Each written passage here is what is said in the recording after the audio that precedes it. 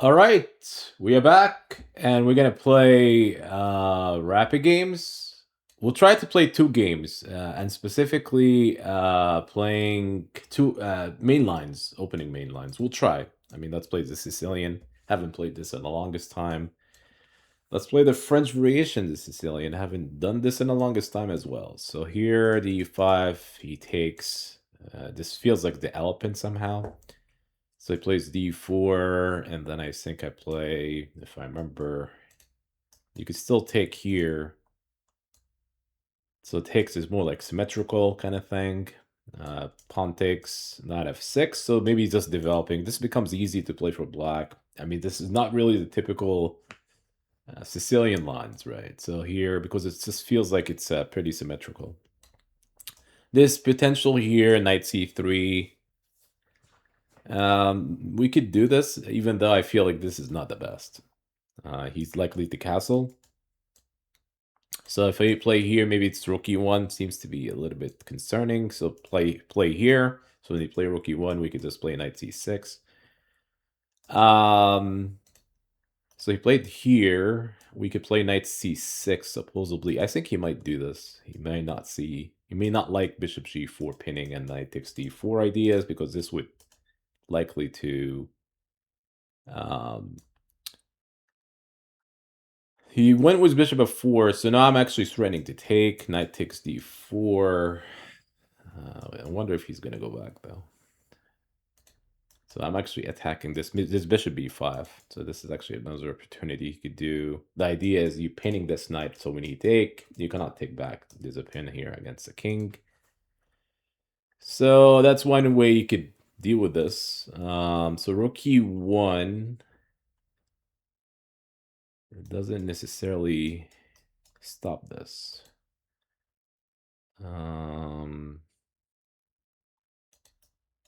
This queen e4 in this line, but then you go back to c6.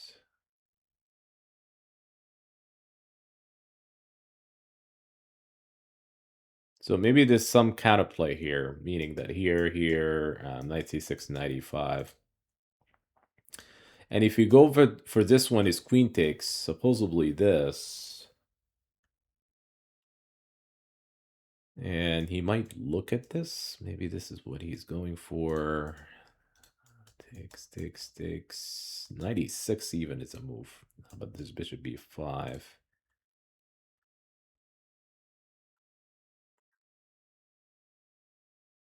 We'll take this anyway. I mean, I'm likely to castle if I want to, but this tick is kind of tempting.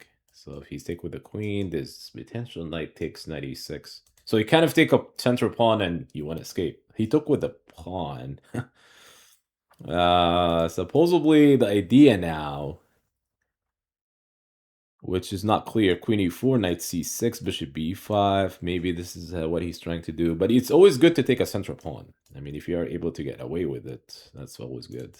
I mean, you could also try to play this if you have the time. So here is queen e4. I think he's attacking this knight, so you cannot really...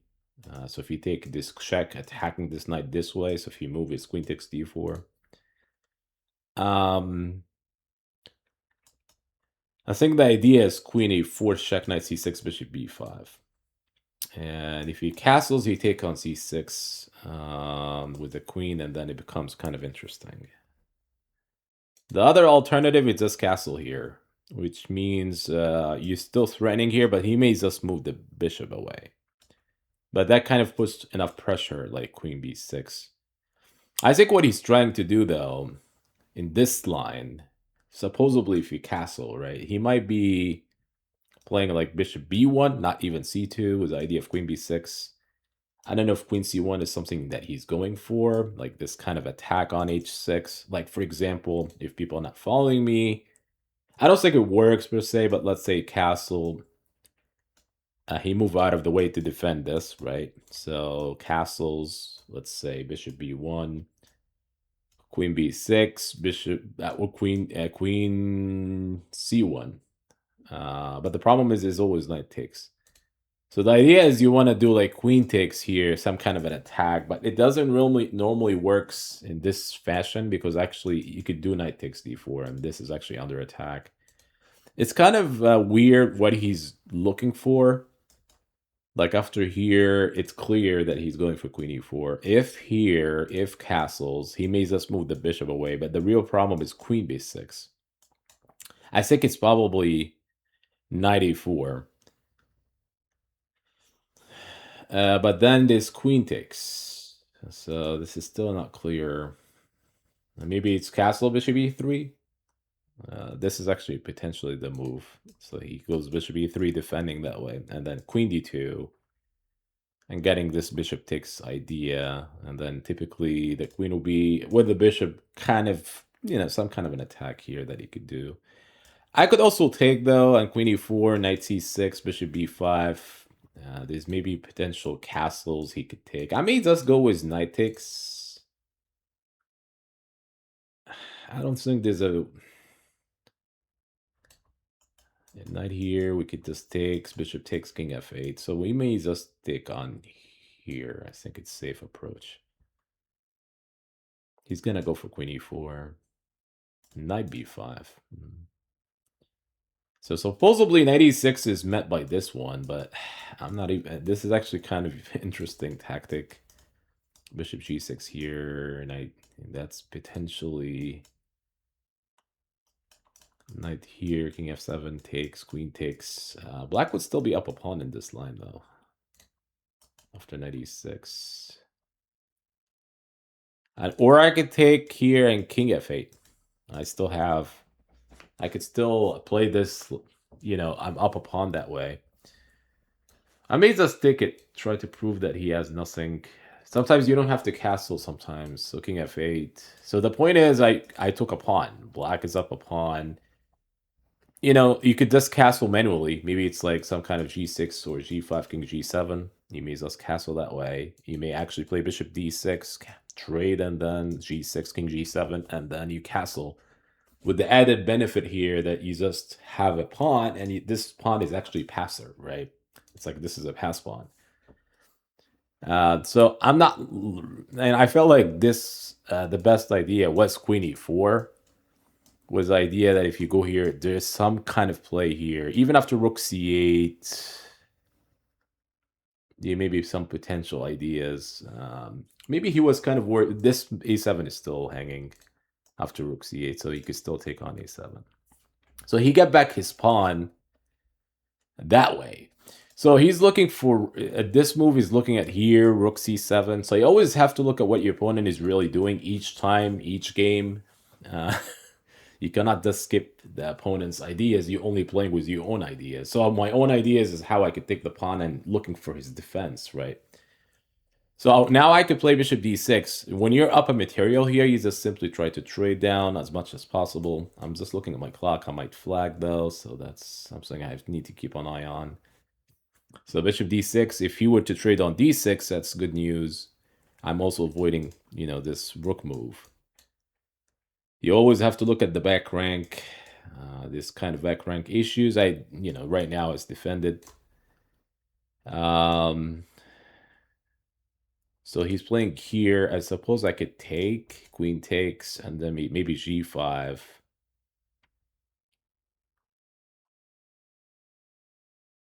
It's a little bit annoying after here.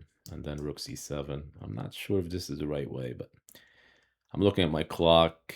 He's going to play here, king g7. Maybe this move is playable, but I think a6 here, b5, then playing rook e8 seems to be key. So I have to play it though, king g7. So now I'm castled manually. So now I'm trying to, so all I have to do is like push the bishop from this diagonal, because this bishop is looking at this diagonal. I just want to play rook e8 because this actually may force a trade. So the queen goes away. So he played rook c7. So a6, I'm not worried about this kind of tactics. Everything is defended. So the rook e8 is a big move because this actually disconnect the rook. This actually might be winning because this, if he goes, let's say here, you just play here. And then Yeah, you may have to make a move like this. So the problem with this idea, if he goes to bishop d3, rook e8, then you have to go, let's say here, rook takes, queen takes, and then your rook is left hanging by the end of the line. So that's the reason why he's playing this. Maybe he's playing queen e7. The queen is under attack, so we could still play this.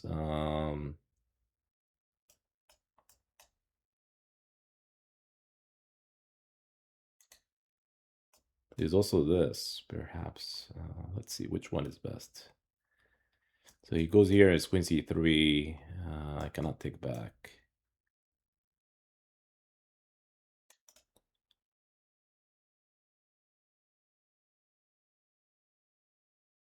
Actually, it might be this. Takes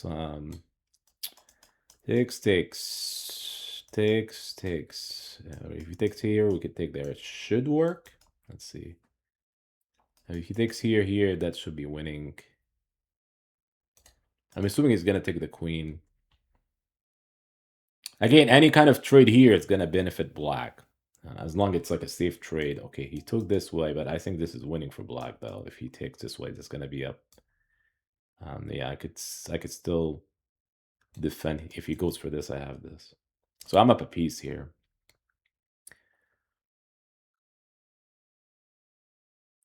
Yeah, whatever he does, if he does here, I could always play that. The knight covers all the key squares. Like if this doesn't attack here, we have the knight covering. If he plays here, there's also the rook is hanging. It's worth noting the rook is hanging. So you cannot move the king. The queen is hanging. So by the way, because any queen move here, it just leaves this is hanging. The only move that he could move back was c3 defending, but so here I have to play queen d7 to defend the check and then offer trade of rooks. So here it's all about defending. This is a pass pawn. I mean, this is winning, of course. It's all about like defending properly, which I could, if he takes a queen, it makes the job easier.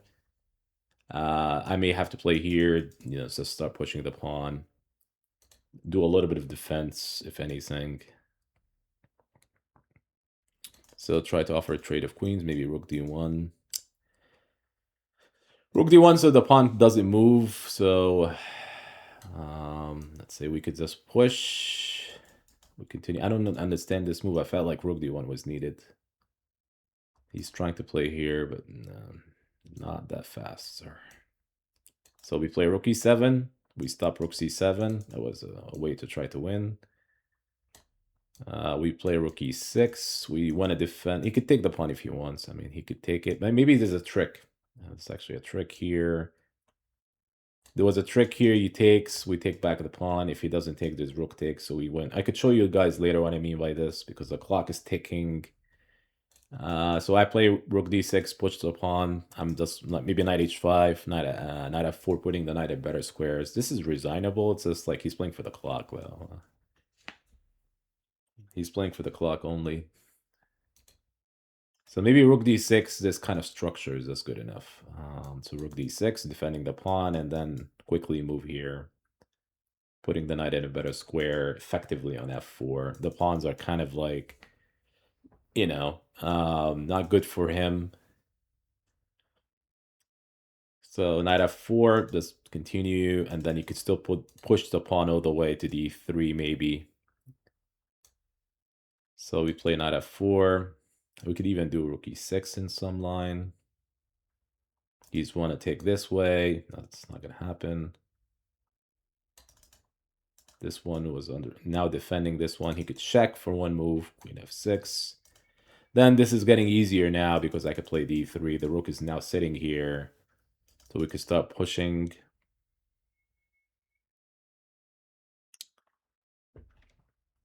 Any kind of trade is good for me. He could check here. That's okay. King g6. The knight is protected. I mean, he has to worry about potential ideas against his king. h4. He's trying, though, coming up with ideas. Rook d5. Defending this. So if he takes, we could take. And then he might be looking at mating the opposite side of the board. Hopefully this is a safe idea. Maybe queen e6, looking for this mate. He might try this, go for checks, but maybe I have queen e6. He could take this b7. I don't think that's, this pawn is not relevant. Because now I have maybe some attack. So he played here. We could play, if I play queen e6 is here, I cannot take back. There's a pin still. But I could still play queen e6. He takes here, queen here, takes d2. He's still defending. So maybe it's d2 first. And then queen e6. So I play queen f5. This is winning now. Totally winning because now queen f5, if you move the queen, this mate. If he takes the queen, I just simply promote the next couple moves. Should be promoting.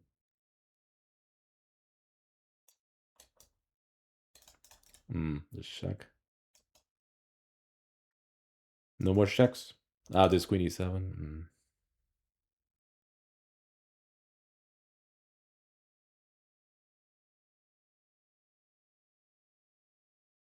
Checkmate. He missed it, so give him a rematch. Actually, before rematch, just to show you what I meant by the pin here. I was talking about this pin. Hold on, was it here? Yeah, so here he went back. He could have went for this, but this is actually losing because you do this check. You disconnect the rook from defending the queen, meaning that if he goes this way, the queen is now left unprotected. So you could argue, well, can he just move the king? He can, but then you take this way. You take the rook. The queen is also defended by the knight, so so we could take both ways. So that's a winning tactic. You always need to keep an eye on this kind of stuff. So this pawn was not really takeable in this line. So that was a little bit of trick. And he was trying for some time here. So if I were to play like a random move, I mean, I don't think d3 is a mistake, but it's like one way. He wanted to do this way. Maybe he could play it because d2 rook d1. Actually, he cannot play. He could play rook. He cannot really play this. He may have to check first and then rook d1. So I cannot take back because there's a pin, but he could do like check first. If I play d2, check first here and then potentially, I don't know. This is still pretty playable. Let's see what the computer's saying. This is still winning somehow. But he was threatening to take though. He was threatening to take. So that's the reason why I played here defending. So if he were to take on f4, I just take back with the queen, right? So that's the point. I'm up a piece here, so it's not really, not much going on. So we could try another game if we have a available opponent. So sometimes the games are, comes down to small details, like explaining the move by move. You could tell that it usually comes down to small details, and then tactics pops in. We could play d4. Again, we'll try to play mainline ideas. Haven't played this in a long time. c4. Usually I play, now we may have even King's Indian. Here, bishop g7. Oh, wow, Broomfield. Haven't played this in a long time. So typically they do here is it's bishop g7, and then c5. Haven't played this in a long time. So there's a potential that I play the wrong moves. So here, they always play c5. You cannot really take this. You cannot take because it's actually here. The rook is under attack. Check, then the rook. So they play bishop e3. They usually castle. Knight c6. Bishop g4 even. Yeah, queen e5 is one of them. Supposedly queen d2.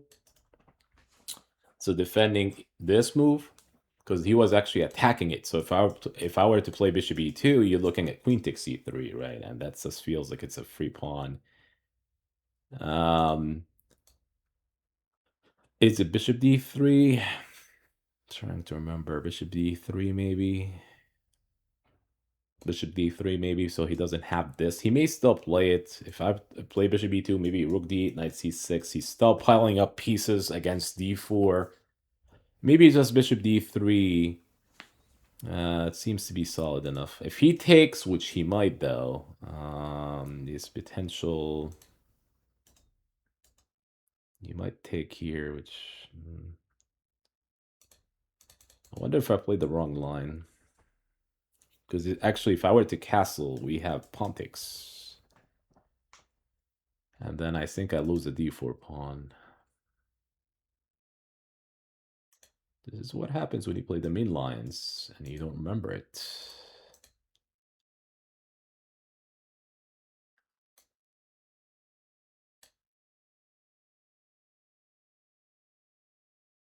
The rook c1. So if he takes here, queen takes, king takes. He still takes. I mean, he may get he may win the pawn here. So takes. Actually, here it's still defended for now, but because I could take with the king, so that's actually the point. Maybe rook d8, and then maybe it's like d5. So that's the point of rook c1 is to play d5, because now when the rook was sitting on e here, when you play d5, his bishop takes. Not only that you lose the rook, you lose the queen on d2. So rook c1 is acting as a way to defend, so that opens up the room for me to like push when needed. So let's say rook d8, for example, maybe d5. I don't have to worry about bishop takes c3 because it's defended by the queen and the rook, which makes rook c1 a decent move. Now, he took here. I suppose I could take with a pawn. We could go for this one. And maybe this is a potential. Yeah, so now he wants to take the pawn. Because bishop takes knight, pawn takes, and then this is actually hanging, right? Because there's two pieces attacking it. I may have to do this. This actually feels like it's good enough. Attack the knight. He might do bishop takes. The idea here, bishop takes knight here, knight e5, bishop e2. But this is actually kind of interesting. You do have the bishop pair here, and there's potential, that white has some good pawns towards the center. So now it just feels like where this knight is going, because if he goes here, he just takes a potential f4. So white is claiming that the center is pretty strong. f4, if he goes back rook c7, this may win a pawn. So potentially, maybe bishop take. That's the reason why he's sinking, because this is actually a tough move. You cannot really play passive here. You could play knight e5, which he just did, but there's rook c7. Rook c7, attack these pawns. I mean, this is protected for now, but rook c7. He has to protect this one. I wonder if he just want to play e6, d6. I'm not sure if this is what he's going for. I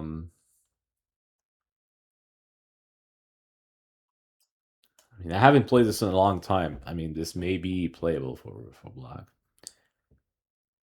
Haven't played this opening in a long, long time. So rook c7. It just feels like this knight is out of play, though. It just feels iffy. Rook c7, attack the pawn. I mean, is he going to play like this passively? Yeah. He's also here. So he wants to play rook c8 next move. So let's say I play here, and then rook c8. May have to play this.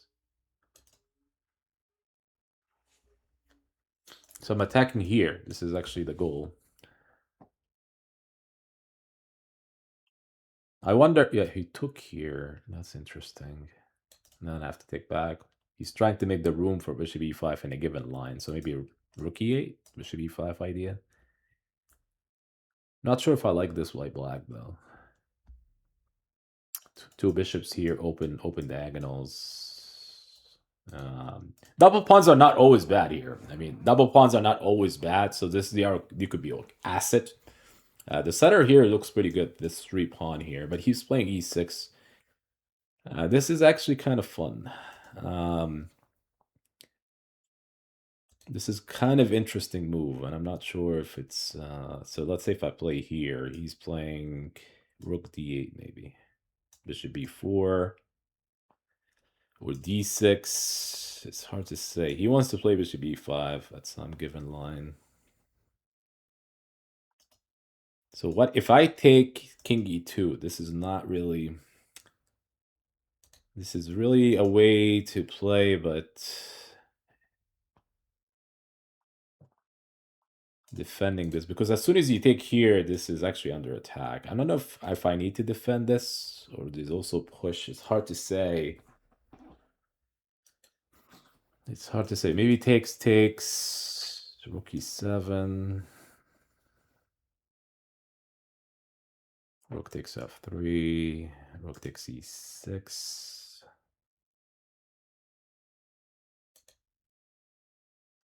Or maybe takes king here, just and then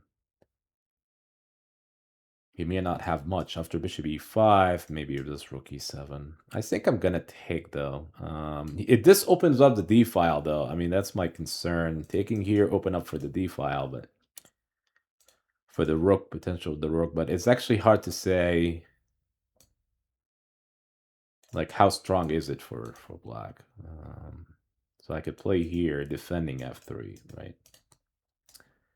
You might argue that this is a good move, meaning that we take control. Rook belongs to those open file or semi-open file, and this is actually a pretty interesting one.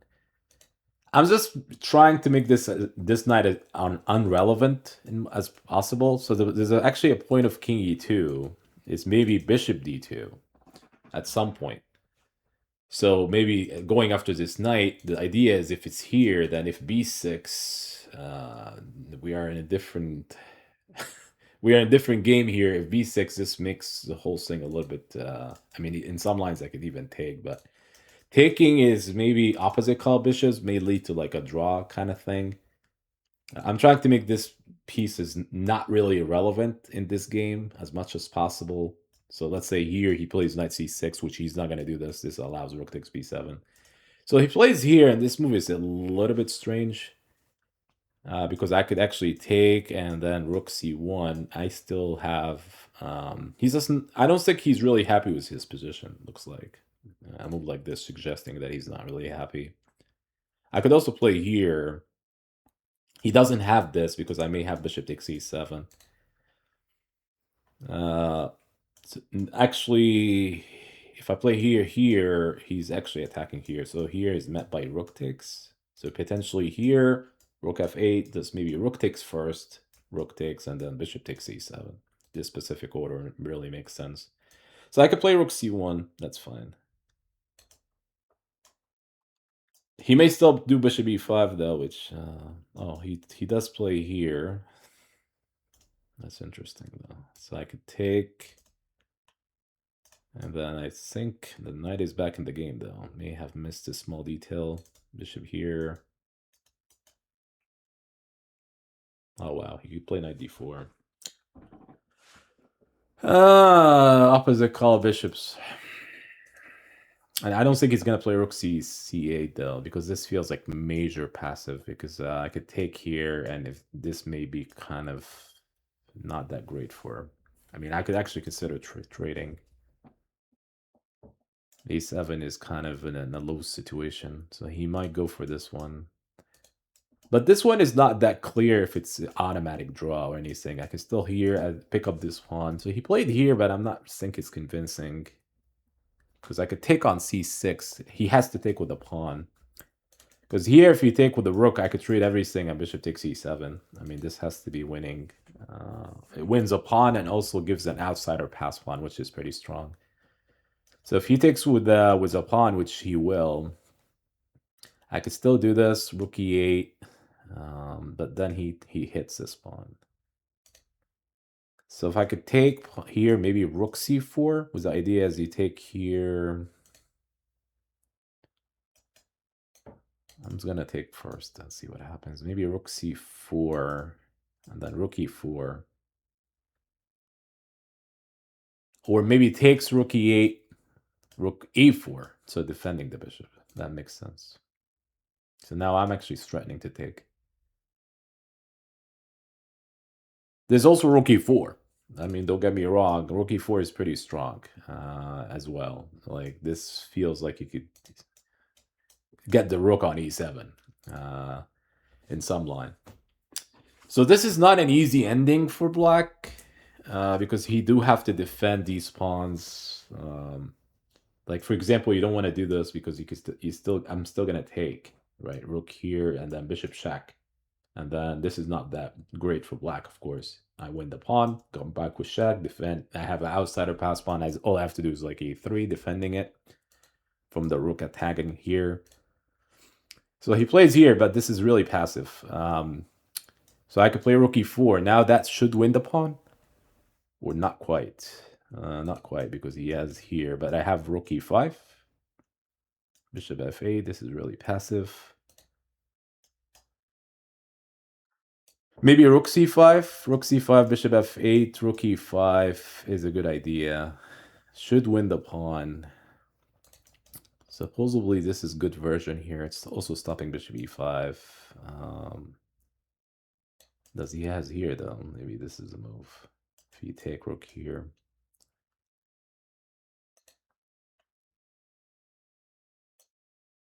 Oh, he has here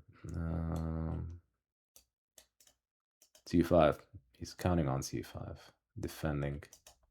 So now I'm threatening to take. He's counting on c5 to defend, like defending e7 that way. But I may have this.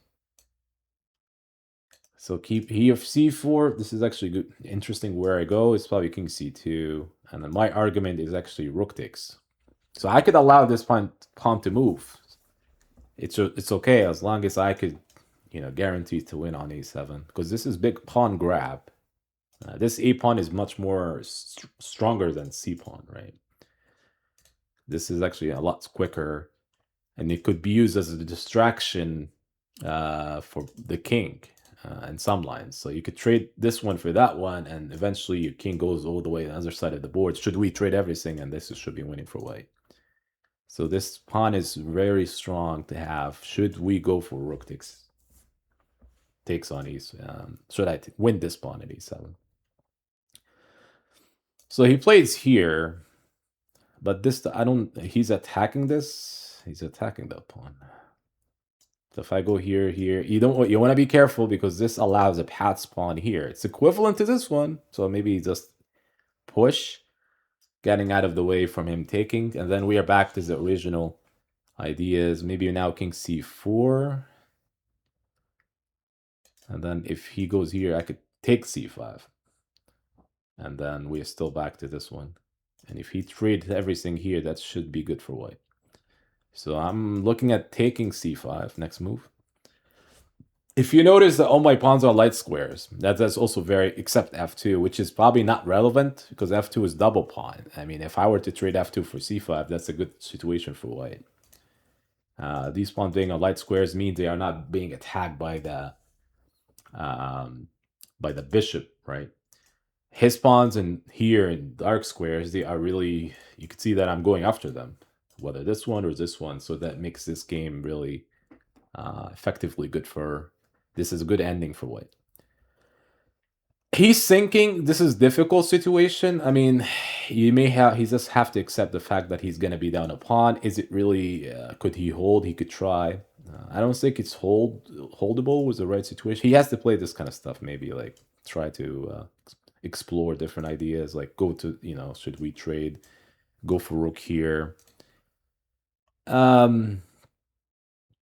I may just have to go. I'm fully committed to do this. If he takes, it's possibly king takes. There's a big difference between the move. If rook takes, is rook here, and I think he might be okay, assuming that he's going for one of these pawns. Here, it's kind of interesting. I could still go for a7 by the time he takes f2. This is also hanging the other side of the board. The king could go to d6. I think this is automatic pilot move for me. He's gonna go here. There's nothing else left in the board. Or he might go kings here first, but I don't know if does make sense, because once he moved, this is with check. So this may be the only, but I don't think it's enough, because now the king could even go here. Should you take on f2, you take on e6, you take here. There's actually take on e7 and this potential mate. So once you land here, he plays here, but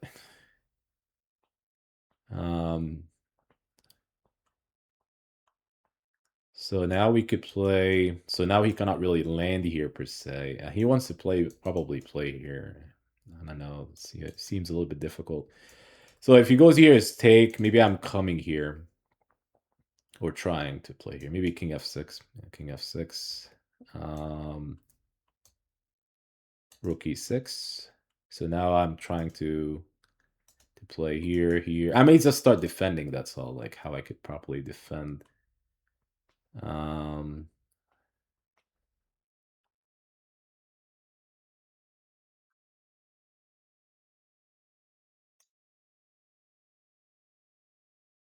Maybe 3, so he doesn't check me.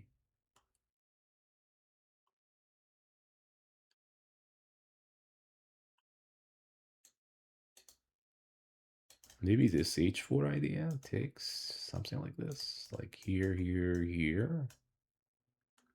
He's still holding though, especially with the clock. So now he could still play here. There's no more checks. Maybe he could go for this one.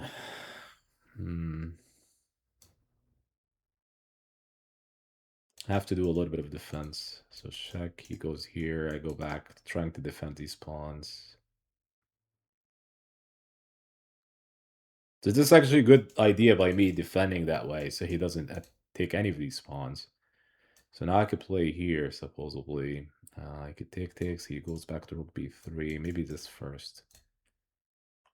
Okay, he did not do any of these moves. So rook e6. He goes here, I could check. Maybe I misplayed it, I should not allow this here. If I push here. Not sure if this is the right way to go. Rook c3, king g4.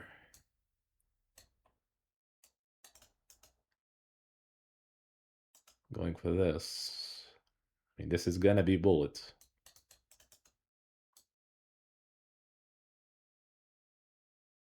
This rook check is pretty nice. Rook here. This is probably winning now. Should be. Now this check is key because I could force a trade of rooks. That's a key move. So it goes back here, I think, and then it's winning. Yeah, so that was a good, instructive game, though. I just felt like around here, this is winning. This is maybe very well played ending, too. So the point is actually, the game will get really complex around here. I don't even, haven't played this in a long time. I mean, this is kind of impressive for me, playing this from the white side, and I haven't played against a Grunfeld like for a lot of years. Not just a couple months, right? We're talking about years. So it felt like around here, once you play d5, I don't know if white has an advantage here. I just have to check with the computer. It's actually knight b4. Knight b4 seems to be the move. So I think this makes a little bit of sense because this is under attack. A2 is under attack, right? This pawn is under attack. So let's say if you play here, is knight takes c2. That's the argument. So now the point is maybe computer is giving me bishop b1. And then maybe you could play rook fd8. This is an entirely playable game. This is now equal. This is like really equal position. Even if you were to play so now e6, it is also, I'm looking at e6 coming in as well, so this may allow like me to play bishop c5 and then maybe like some checks, and this is actually the reason why you have to be careful. You have to go back, for example, you're not gaining much, maybe after e3, some kind of knight c6, and then you cannot take because of the pin, and then potentially knight e5. This is game on. I mean, this is really game on. When he played knight e6, 95, excuse me, 95 here, it is now, you can see the computer doesn't like it. It's almost +1. And, it does like, it doesn't like rook c7, actually. It likes h3. And I was between those two moves. I was between h3 or rook c7. It just doesn't like it here because eventually e6. This move order seems to be key by the computer. It likes e6 first, as opposed to this one. So once you do this, and e6 is just likes takes, and then it likes king e2, actually. So the computer likes this for white. This is, I felt like, was huge activity for white. It's funny, this move order by the computer is huge. E6 here is okay for black. I could see the idea because if you take here, is bishop takes, and that's huge, right? This is no longer feels like what has anything at all. Yeah, as a matter of fact, that you have to be concerned about my king being on the center of the board. So this is very strong idea. So again, it's just a move order thing. So e6, I do have to play like h3, and you could see it almost feels like it's the same concept, but it's not, because now he could take on here. This is huge difference here after rook d8. Now this is huge after like here. You could even allow rook takes d5. This is actually equal after king e2, but I actually would be concerned about my piece setup here by white, especially the king situation on e2. So I guess things went really, really bad after specific move by black. So the move choices sometimes you could tell this guy's 2500. I mean, this is not like a 2200 player. This guy's up there. I consider this move d5 and knight e5 like a positional mistake. To me, this is a positional mistake, meaning that what is positional means, what is a positional mistake means, right? So knight e5 is like the knight on the corner. We call this the knight on the corner, not doing anything. It's just, if you look at it on knight e5 here, the knight is not doing anything at all. Like the knight is not having any ideas, not going here, not going there. It just doesn't have squares, right? And now black, it is actually white to move, and white may have serious control after h3, let's say here, and after this sequence, I think here, this is actually where it's good for me, right? So it's good for me. So even with the pawn, pawn being doubled, it's okay. It just feels like now you look at this position from black's perspective after trading on f3. This knight is still out of the game. The two bishops are very dominant here. Looks like it's very good. His bishop is pretty good though, but the knight is not. The knight still has some issues. I'm looking for defense here. The computer giving me two moves here. E6 is one of them, but it also looking at rook f d8. And this is still leading to king e2. King e2 is like, it's multitasking kind of move. It does have multiple means to it. Like bishop d2 is the one way, and you want to get out of e6 ideas. Like the king is safe on e2, so that's actually the point. It's like the king is more, safer. It also you may play rook d1, so the king gets out of the way, so allows the other rook to get into the game, right? And also the king will be much more secure on e2. You also opening up the idea for bishop d2. So it's like a multi ideas. Sometimes when you play a move, if you have the choice between like a move that has multiple ideas, you always want to consider this move first before any other move, as opposed to making like one move has one idea. If you have a move that has two ideas, you always consider it. If you have a move that has three ideas, you pick the one with three ideas. So that's how the game operates. So this one is really tough. I felt like this is very instructive in a lot of ways. How like one move led to like black position being being a lot worse. And then after that, I felt like I was doing really well. Like, if we go back, the ending game is pretty good though. I felt like we just went back all the way. I felt like the ending game is tough. I mean, if we give this to the computer, like around here, it's still tough. I think this is still tough.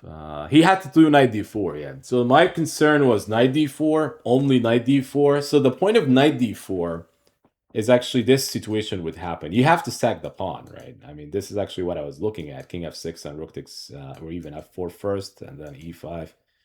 Or if you went for this, this actually maybe it's just a draw, I suppose. Opposite color bishops gives the defender some chances to draw, even though you're down a pawn.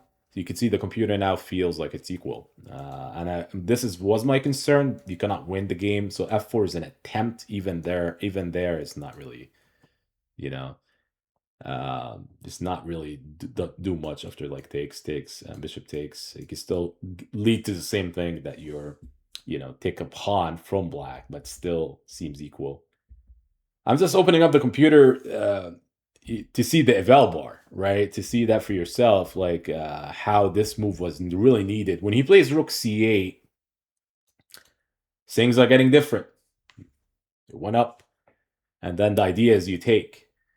So you could argue, why would you trade your bishop for the knight? Like the two bishops are always good, but not in a situation like this in an endgame. So you do this idea by the, and he has to take. It's funny that we talked about this. This is being losing because this is actually totally losing. This pawn is huge, so this one is better than this one, and I'm just simply up a pawn here, nothing else. Once he takes with the pawn, Sig's are getting really passive. Rook c4 was a move. It likes my move. So here, this is very difficult ending. With the right play, should be winning. And rook c4 was actually, it's a way to go here, get the king involved. And remember, kings are very strong when it comes to ending games. In an ending game like this, limited pieces on the board, the king activity really matter. So it was necessary. Like you could tell, like once I moved here, the king d3, king c4 was pretty huge, right? And that actually felt like, and then I went backwards. Sometimes you have to, right? So this was very nice. 2 games. I mean, win or lose is not the point. Some people like assume that since you're winning, it's always good. No, I could also lose the 2 games or even more games than that and actually still have a learning experience. So winning or losing is okay. It's just the ideas that I'm explaining. Hopefully clicks in with some people, and that's how you improve.